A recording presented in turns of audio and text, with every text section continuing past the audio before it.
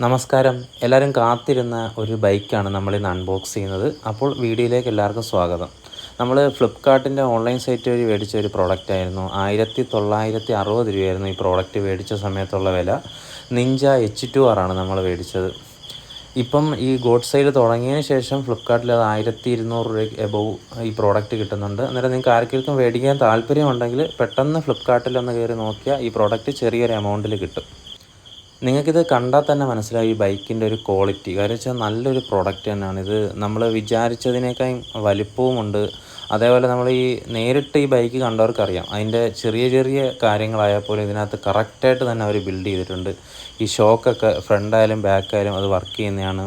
വീലൊക്കെ alloy wheels തന്നെയാണ് കൊടുത്തിരിക്കുന്നത്. അതേപോലെ സൈലൻസർ ആയാലും അതിൻ്റെ സൈഡായാലും ഫ്രണ്ട് വൈസറായാലും അതേപോലെ തന്നെ സൈഡ് ഗ്ലാസ് ആയാൽ പോലും എല്ലാം മൈന്യൂട്ടായിട്ട് ഉള്ള കാര്യങ്ങൾ പോലും അവർ കറക്റ്റായിട്ട് തന്നെ ഇത് ബിൽഡ് ചെയ്തിട്ടുണ്ട്. നല്ലൊരു പ്രോഡക്റ്റ് തന്നെയാണ്. നമുക്ക് 1900 രൂപ ഇച്ചിരി കൂടുതൽ പ്രൈസ് ആണെങ്കിലും ഇപ്പം ഗോഡ് സെയിൽ തുടങ്ങിയതിന് ശേഷം ഈ 1200 രൂപയ്ക്ക് ഈ പ്രോഡക്റ്റ് കിട്ടുകയാണെങ്കിൽ നല്ലൊരു ലാഭത്തിൽ മേടിക്കാൻ പറ്റിയൊരു പ്രോഡക്റ്റ് തന്നെയാണ്.